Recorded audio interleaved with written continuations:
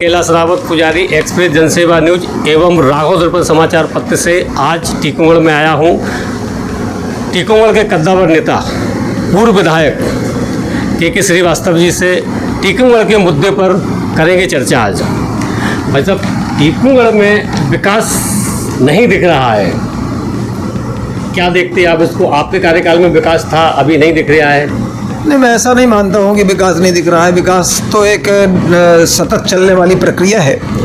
उसकी स्पीड कम और थोड़ी हो सकती है। जब से मध्य प्रदेश में भारतीय जनता पार्टी की सरकार आई है, तब से अगर हम किसी भी क्षेत्र में प्रादेशिक स्तर पर भी देखें तो भी सड़कों की हालत क्या थी, बिजली की हालत क्या थी, सिंचाई के साधन कितने थे, हम लगभग हर क्षेत्र में 3 से 4 गुना एक्स्ट्रा बढ़े हैं। ये तो पूरे प्रदेश की स्थिति रही है। और यहाँ भी हम देखें तो सिंचाई के साधन भी बढ़े हैं। तो अगर देखें, हाँ, ये हम मानते हैं कि जब मैं नगर पालिका का अध्यक्ष टीकमगढ़ में था, उसके पहले टीकमगढ़ को लोग जिला स्तर पर नहीं मानते थे कि जिला स्तर है, कैसा है क्या। तो वो एक कल्पना थी मन में कि कुछ सुंदर बनाना, टीकमगढ़ की सारी व्यवस्थाओं को ठीक करना, सड़कें ठीक हो जाए, फुटपाथ बन जाए, चौराहे बन जाए, सुंदर सज जाए। इन सब के साथ साथ मूलभूत सुविधाओं में भी वृद्धि हो। और मूलभूत सुविधाओं में भी सबसे बड़ी बात होती है कि सड़क सुरक्षा और साथ साथ स्वास्थ्य की स्थिति, पीने के पानी की व्यवस्था, सफाई की व्यवस्था, ये सारी चीज़ें एक प्रकार से नगर पालिका के जो काम होते हैं, तो उन सब दिशा में हमने प्रारंभ किया। कुछ नगर पालिका में आपने सुगंधीकरण कराया, जैसे औरैया है और आपका तालाब का भी सुगंधीकरण, मगर वो उस समय में अभी में दयनीय स्थिति में नहीं। स्वाभाविक रूप से लोगों के अपने अपने इंटरेस्ट हैं। मेरे इंटरेस्ट जो थे उस समय औरैया झील, जो उस समय गंदगी का एक बड़ा केंद्र होता था, जहाँ बड़ा मच्छर और माने बीमारियाँ, वहाँ सब ये सब स्थितियाँ बनी हुई थी। तो उसको साफ कराना, उसको सौंदर्य करके संस्कार दर्शन नाम दे करके काम किया। जो तालाब के किनारे महन सागर तालाब है, वो तालाब को सुंदर बनाना, साथ में एक टीकमगढ़ का साइने टीकमगढ़, ऐसे लोगों को वहाँ स्थापित करना, उनकी प्रतिमाएं बना करके एक पार्क का रूप देना, जहाँ लोग कभी गंदगी किया करते थे, आज उसको एक घूमने का स्थान बना देना। फिर साथ में तालाब की भी मरम्मत करा करके, तो कहीं कार्तिक के समय में हमारी महिलाएं कार्तिक स्नान करती तो उनके लिए एक स्थान अलग करना, पुरुष स्नान घाट अलग बनाना, महिला स्नान घाट अलग बनाना। फिर आपके नवरात्रि के समय में देवी विसर्जन, गणेश प्रतिमा विसर्जन, इनके लिए भी बीच हर जगह नहीं करना, इसके लिए अलग से विसर्जन घाट तैयार करना, फिर तर्पण घाट भी अलग से बनाना। ये सारी चीज़ें अलग अलग व्यवस्थित करके वो भी सब काम किया है। अब स्वाभाविक है, हमारा इंटरेस्ट अपना था। इसके साथ साथ टीकमगढ़ के आवागमन की व्यवस्था, बस स्टैंड बीच शहर में था, उसको भी बाहर ले जाना, वो नया बस स्टैंड यहाँ तैयार किया, सब्जी मंडी को भी बाहर भेजना, ये सारी चीज़ें उस समय अपन ने की। लेकिन अब मैं ये नहीं कह सकता हूँ कि स्पीड काम अब नहीं दिख रहा। लोगों के अपने इंटरेस्ट हैं। मेरे जो इंटरेस्ट है मैंने उन सबको किया। लोगों के दूसरे तरफ इंटरेस्ट होते हैं, वो अपना काम करते हैं। स्वाभाविक है। इस गति काल में, नगर पालिका कार्यकाल में बहुत सारे काम हुए, कुछ अधूरे रह गए थे। और जैसे कुछ भी आप, जैसे विकास हुआ, रोड का हुआ, शिक्षा का हुआ, बहुत सारे कार्य आपको स्वाभाविक है। तो अभी आप उसको कहाँ देखते हैं? जैसे मैं अभी परसों नहीं, कल मैं औरैया गया, जो फव्वारा वहाँ था वो सब चला गया। मैंने बड़े तालाब में भी फव्वारा डाला था, उसका भी कहीं अता पता नहीं है। 3 बोटें वहाँ डाली हुई थी बोटिंग के लिए, वो बोट क्लब बनाया हुआ था, वो भी सब खत्म हो गया। हालांकि अभी हमारा टीकमगढ़ के जो कलेक्टर हैं, इन्होंने अभी प्रयास किया, लेकिन फिर वो नहीं चल पाया। मेरा कहना है कि बहुत से काम अभी अधूरे रह गए हैं, जिनको करने की इच्छा मन में रही है।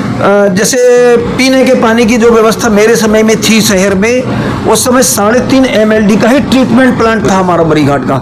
लेकिन मुझे लगा इतनी बड़ी पॉपुलेशन को, इतनी बड़ी आबादी को हम इतने से पानी नहीं पिला पाएंगे, तो नया ट्रीटमेंट प्लांट 13.5 MLD का, और आज 16 MLD, 16.5 MLD का नया ट्रीटमेंट प्लांट तैयार हुआ है। 4 पानी की टंकियाँ थी मेरे नगर पालिका में आने के समय। उसके बाद फिर अपने ही कार्यकाल में मैंने 5 और नई। तो ये जो काम थे उस समय, और सूखा भी पड़ा वो पीने का पानी, तो ये सारी चीज़ें अब उन पर फिर से काम और मॉनिटरिंग। मैंने कहा लोगों का इंटरेस्ट अपने अपने तरीके से होता है। किसी का नज़रिया कुछ होता है, कोई दूसरे कोई केवल काम तो वो भी कर रहे हैं, बजट जो आता है उसको खर्च कर रहे हैं। अब कहाँ कर रहे हैं और किस उद्देश्य से कर रहे हैं? मेरा ये था भाई साहब कि जैसे पहले का विकास जो आपके समय में सौंदर्यीकरण हुआ था, उस सौंदर्यीकरण का रखरखाव नहीं हुआ अभी, ऐसा लग रहा मैं यही है। कह रहा हूँ ना कि जो बजट आता है नगर पालिकाएं, मेरी हो किसी दूसरे के भी हो कोई भी हो, बजट तो वो खर्च करते ही हैं। नजरिया किस क्षेत्र में काम कर रहे हैं? मेरा उद्देश्य था कि मूलभूत सुविधाएं लोगों को मिले, सफाई व्यवस्था मिले, पीने का पानी मिले, अच्छा सड़कें मिले, अच्छी लाइट व्यवस्था मिले, पीने के पानी के साथ साथ लोगों को घूमने के लिए पार्क मिले, चौराहे मिले, सब सुंदर हो, सारी व्यवस्थाएं हो। अब किसी का उद्देश्य होता है कि हम दुकानें ज़्यादा बनाएं, तो उनको दुकानों को बना करके उनको बेचने का काम करें। तो अपना अपना नजरिया है, खर्च तो सब करते हैं, लेकिन किस क्षेत्र में कर रहे हैं ये अलग। जो जनता को जरूरत है उसमें क्यों नहीं हो रहा है? हमने कहा ना, दृष्टिकोण। ठीक है। तो अच्छा, मेरा एक और था, जैसे शिक्षा में भी टीकमगढ़ बहुत पीछे है। यहाँ से बच्चे बाहर जाते ज़्यादा पढ़ने के लिए, शायद हो सकता है कॉलेज की कमी हो, ऐसा दिखने में है। टीकमगढ़ में एजुकेशन के मामले में मैं समझता हूँ कि बहुत पुराना यहाँ पोस्ट ग्रेजुएट कॉलेज यहाँ है, और एक शान भी रही है उस कॉलेज की। Art college, commerce college, law college, आज सब कुछ फैकल्टी हैं, गर्ल्स कॉलेज भी यहाँ हो गया है, और माने ये सारी चीज़ें हो गई। और अगर हम मिडिल एजुकेशन की बात करें, माध्यमिक एजुकेशन या प्राइमरी एजुकेशन या ग्रामीण क्षेत्र के एजुकेशन की बात करें, तो मुझे ये कहते हुए बड़ा गर्व होता है कि मेरे अपने 5 साल के कार्यकाल में, भाई कॉलेज में तो तब आएगा ना व्यक्ति जब गांव से पढ़ करके वो आ जाएंगे, नहीं तो कम से कम ये मान के चलो कि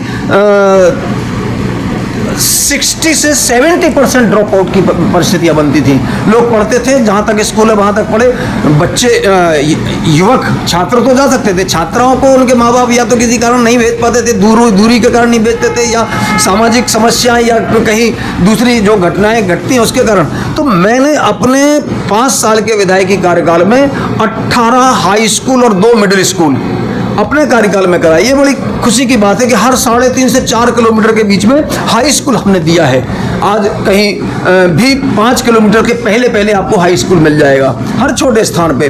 फिर पॉलिटेक्निक कॉलेज यहाँ हो गया है, और उसका भी लोग, बस ये है कि एक प्रकार से अभी भी हम शिक्षा के क्षेत्र में जो सरकार के ऊपर आधारित है, अच्छे टीचर्स की व्यवस्था हम नहीं दे पा रहे हैं। सब जगह टीचर्स नहीं उपलब्ध करा पा रहे हैं, या हम प्रोफेसर्स नहीं दे पा रहे हैं, या हम उनको लैब सुविधाएं नहीं दे पा रहे हैं। इसमें कहीं ना कहीं कमी है। अब इस कमी को पूरा करना ये सरकारी तंत्र का काम है, सरकार को करना चाहिए। लेकिन आधा बजट तो चला जाता है सरकारों का दूसरी व्यवस्थाओं में, यह हम मानते हैं। तो अभी एक और है, वैसे आपने सरकार की बात करी है, तो सरकारी जो भी विभाग है या कलेक्टर का हो, विकास के बहुत सारे विभाग होंगे यहाँ, उसमें कोई जनप्रतिनिधि की नहीं सुन रहा है, ऐसा सुनने में आ रहा है। मध्य प्रदेश में कई जिले भी हैं, उसमें हो सकता है टीकमगढ़ में भी कई ऐसे विभाग पूरे मध्य प्रदेश की बात तो नहीं कर सकता टीकमगढ़ में भी कोई ऐसे होंगे कई, पूरे मध्य प्रदेश की बात, ये एक आम चर्चा जरूर हो जाती है कि प्रशासन तंत्र हावी हो गया है या जनप्रतिनिधियों की नहीं सुनी जा रही है। मुझे लगता है कि हम लोकतंत्र व्यवस्था में हैं, और लोकतांत्रिक व्यवस्था में जनप्रतिनिधि और साथ में प्रशासन, शासन और प्रशासन, ये दोनों एक दूसरे के पर्याय हैं। दोनों मिलकर के समन्वय बना करके काम करेंगे, और अच्छे काम के लिए मुझे लगता है कि कोई कितनी तेज प्रशासन में बैठा हुआ अधिकारी हो, कोई कलेक्टर हो, कोई एसपी हो, अगर आपकी बात में दम है, तर्क है, व्यवस्था है, तथ्य हैं, और आप ताकत के साथ उस बात को रखते हैं जनहित में, तो कोई अधिकारी, मैं नहीं समझता हूँ कि प्रशासन तंत्र कहीं हावी होगा, आपकी बात सुनी जाएगी। लेकिन आप उस हिसाब से बात नहीं करेंगे तो ये तो खुद के ऊपर होता है कि आप कैसे सुना पाते हो। अब हम अपने पक्ष के दूसरे, तो अधिकारी भी एक दूसरे की कुंडली जानते हैं कि कौन कितने गहरे पानी में है। ये अच्छा, एक और वजह कि जैसे स्वास्थ्य को लेकर भी बड़ी दयनीय स्थिति है हॉस्पिटल की। मैं खुद ही गया, मैंने खुद वीडियो बनाया है, इतनी गंदगी है, महिलाएं डिलीवरी हो रही है, उनके साथ बहुत गंदगी है, नल टूटे हुए हैं। आपने बहुत अच्छा विषय उठाया है। ये निश्चित रूप से स्वास्थ्य मुझे लगता है कि एक अभिन्न अंग है सामाजिक व्यवस्था में। लोगों के लिए अच्छी स्वास्थ्य सुविधाएं मिल जाए, अच्छे अस्पताल मिल जाए, डॉक्टर्स अच्छे मिल जाए, उनका व्यवहार अच्छा मिल जाए, नर्सेज स्टाफ, पैरामेडिकल स्टाफ जो है उन सब की व्यवस्थाएं भी ठीक हों। लेकिन ये एक तरफा नहीं है, हमारी अपनी भी नागरिक होने के नाते एक जिम्मेदारी है हमें भी कहीं ना कहीं उन व्यवस्थाओं को केवल ये नहीं कि हम आए हैं हम गंदगी फैलाते चले जाएं और तुम्हारा काम केवल साफ करना है, तो मुझे लगता है कि ये दो तरफा बात होगी। तो बाहर से आ रहे वो वहाँ थूक रहे वो खुद ही तो थूक अब रहे। ये नागरिक नैतिकता का पालन हमें भी करना पड़ेगा और साथ में उसका पालन करवाना भी, ये मॉनिटरिंग करना, पर्यवेक्षण करना, ये प्रशासन की भी, स्वास्थ्य विभाग के अधिकारियों की भी। बाहर से आने वाले थूक रहे, गंदगी कर रहे हैं, उसको भी कंट्रोल करना चाहिए। मगर हम भी जिम्मेदारी, व्यवस्थाएं हैं, जो महिलाएं डिलीवरी वाली हैं उनके पास पानी नहीं है, वहाँ गंदगी हो रही है, नल में टूटे हुए पड़े हैं, तो ये व्यवस्थाएं तो अस्पताल की है ना, ये तो उनको करना चाहिए। हम फिर आपसे कहें कि ये जिम्मेदारी उनकी है, लेकिन रख रखाव का काम हमारा भी है। एक बार नल की टोटियाँ बन गई, एक बार कूलर हमने वहाँ लगा दिए, तो अब पानी हर बार अगर पानी हम चला रहे हैं, कूलर जैसे अब ये लगा है और ये अस्पताल का कूलर है, अब पानी सुबह शाम कर्मचारी की ड्यूटी है, लेकिन हमें भी चिंता करके इसमें पानी देना चाहिए। इसको गंदगी वहीं से हम तम्बाकू खाए और उसी कूलर में को थूक के चले गए, तो नल की टोटी भी हम कैसे भी मरोड़ के, तो दोनों चीज़ें हमें देखनी पड़ेगी और दोनों चीज़ों को देख करके उनकी मॉनिटरिंग, उनका ठीक से काम करने का उद्देश्य, काम सुधार तत्काल हो और साथ में नागरिक कर्तव्य हम भी निभाएं, दोनों चीज़ें हैं। फिर भी प्रशासन तंत्र को देखना चाहिए कि इस पर पालन कराना सुनिश्चित करे। क्या अगर द्वारा नगर पालिका में आपको जिम्मेदारी मिलती है तो क्या देखने को मिलेगा विकास? देखिए, हम एक कार्यकर्ता हैं, ज़मीन से निकल करके काम किया, कॉलेज टाइम से छात्र राजनीति से, तो मुझे तो ये लगता है कि हमारे बुंदेलखंड में एक कहावत है कि हर छोटी बड़ी चौतरिया चाहती है कि हमारी भभूत लग जाए। तो कोई भी जिम्मेदारी मिले, विधायक की मिली, उस काम को भी अंजाम दिया, नगर पालिका में भी काम करने का अवसर मिला, उसमें भी मुझे नहीं लगता कि शायद किसी को शिकायत करने का अवसर मिले। तो जो जिम्मेदारी मिलेगी उसमें कुछ अच्छा बेहतर करने का काम हमेशा करने का मन रहा है और करता रहूँगा।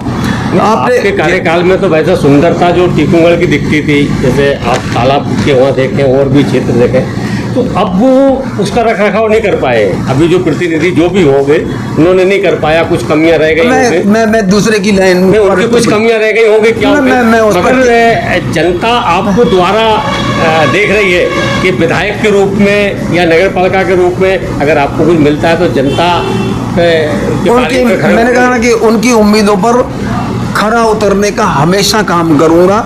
जिम्मेदारी जो भी मिले, नहीं भी मिले तो भी खड़ा रहता हूँ, आगे मिलेगी तो भी काम करूँगा। मेरे पैरों में घुंघरू बंधा दो, फिर मेरी चाल देख लो। तो उम्मीद करते हैं कि आपको टीकमगढ़ की जनता फिर से करे। अच्छा, दो सवाल और हैं राजनीतिक है भाई साहब। एक तो अभी कोई कॉकरोच पार्टी का आपने सुना होगा, तो ये एक बहुत ट्रेंड कर गई इसको। ये मुझे लगता है कि जहाँ से शब्द की उत्पत्ति हुई है, कभी कभी सोचने में आता है कि ये नहीं वहाँ से इस प्रकार का विचार आना चाहिए। बनाने वाले नहीं करना चाहता हूँ, बनाने वाले तो अरविंद केजरीवाल के सोशल मीडिया के वो ठीक है ना, लेकिन मैं कह रहा हूँ कि ये पानी में उठा हुआ एक बुलबुला है, कुछ समय बाद फूट जाएगा। इसका एक आप राजनीतिक में है, पार्टी की कोई रजिस्ट्रेशन नहीं है, पार्टी की 4 दिन के अंदर नियुक्तियां भी जिला बिना कैसे हो गई है? बिना, मैंने कहा ना कि पानी का बुलबुला है, वो फूटेगा, खत्म होगा। बिना किसी वैचारिक पृष्ठभूमि के कोई भी विचार, संगठन, राजनीतिक दल या सामाजिक संस्थाएं या धार्मिक संघ कोई काम कर नहीं सकते बिना वैचारिक पृष्ठभूमि के। जब तक विचार नहीं होगा तब तक दल खड़ा नहीं होगा, जब विचार होगा तब विचार को मानने वाले लोग होंगे, उनका समूह जब खड़ा होगा तब कोई संगठन खड़ा होता है। इसलिए ये बिना विचार का एक पानी का बुलबुला है, वो जल्दी खत्म होगा। उसमें सबसे ज्यादा पाकिस्तान और बांग्लादेशी ठीक ना जुड़े हुए हैं उसमें, ठीक है, हम सब समझ रहे हैं और देश के लोग भी इन सब चीज़ों से अनभिज्ञ नहीं हैं। मुझे लगता है कि हम चुपचाप भी रहें। हम समझते हैं कि गांव के अशिक्षित लोग, पढ़े लिखे लोग या अशिक्षित लोग या जो जिनको शिक्षा नहीं है, ग्रामीण लोग, उनमें भी कोई समझ नहीं है, ऐसा बिल्कुल नहीं है। समय आने पर सटीक निर्णय लेने वाली हमारे देश की जनता है और वो जानती है कि क्या चल रहा है। एक और है दादा, भारत के अंदर ज़्यादातर मध्य प्रदेश के अंदर धर्म की आलोचना बहुत हो रही है, उस पर कटाक्ष हो रहे हैं, तो इस पर कुछ है? बीजेपी तो धर्म को मानने वाली है। नहीं, सब धर्म को सब मानने वाले लोग हैं। मैं ऐसा नहीं कह सकता कि कांग्रेस के लोग हों या दूसरे दल के लोग हों धर्म को नहीं मानते हों। कमरे के अंदर अपने घर में पूजा स्थल सबके हैं, बस सामने अपने वोट बैंक की राजनीति के कारण, तुष्टीकरण के कारण वो बाहर प्रदर्शित नहीं करते हैं। धर्म सब मानते हैं। भारतीय जनता पार्टी जो अंदर है वो बाहर है, इसलिए वो दबंगई के साथ बोलते हैं। बाकी लोग बोलते नहीं है, क्योंकि हमारा वोट बैंक कहीं खिसक न जाए, तुष्टीकरण के कारण नहीं बोल पाते हैं। तो मतलब सरकार बीजेपी की है, फिर भी सनातन पे, देवी देवताओं पे, ग्रंथों को फाड़ा जाता है, तो इस पे कंट्रोल क्यों नहीं कर रही बीजेपी? नहीं, आप ये देखो, भारत में वैचारिक स्वतंत्रता है, बोलने की आज़ादी का अधिकार है, और कुछ लोग टीका टिप्पणी करके दूसरों को खराब बोल करके अपने नंबर गेन करना चाहते हैं, अपनी टीआरपी बढ़ाना चाहते हैं। उससे कुछ होने वाला नहीं है। जिन्होंने ये सब किया है, कुछ समय तक तो इनका बड़ा परचम दिखेगा, उसके बाद ये सब समाप्त हो जाएंगे।